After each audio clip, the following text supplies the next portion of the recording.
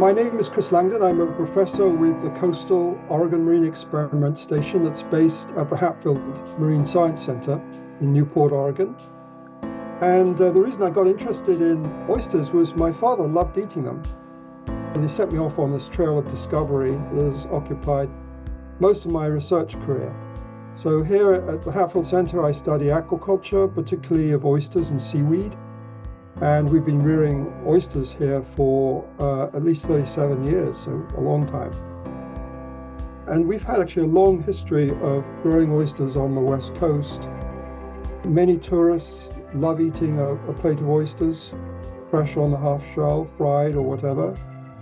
And it's really just part of the experience of visiting the coast of Oregon. Oysters have a dockside value of about 80 to 90 million dollars a year, so it's quite a big industry, and thousands of people are dependent on that industry for their livelihood. Oysters actually have a very interesting life cycle. They have a planktonic stage where larvae are free swimming, and then they feed on microalgae for a period of 2 to 3 weeks. They then undergo a process of settlement and metamorphosis where they attach to hard substrates, usually oyster shell or even pieces of wood. And then they undergo a transformation where the whole body structure and organs change and they become baby oysters that eventually grow to the oysters that we all recognize on our dinner plates. In hatcheries, larval oysters are cared for during the first few weeks of their lives by the hatchery operator. And the Whiskey Creek hatchery here in Central Oregon coast is the state's only major hatchery, and it's really important because it supplies something called seed to lots of small farmers along the coast. The seed are called eyed larvae, that are larvae that are ready to metamorphose and settle.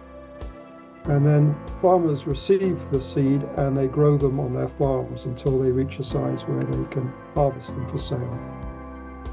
So back in 2007, all of a sudden, the larval production at Whiskey Creek was hit very hard. Larvae were dying at a much higher rate than usual, and they were able to produce only about half the seed they normally produced each year. The shells of the larvae were deformed. At the same time, other hatcheries on the West Coast were reporting problems, and there were problems with larval production from wild populations in Willapa Bay and Puget Sound.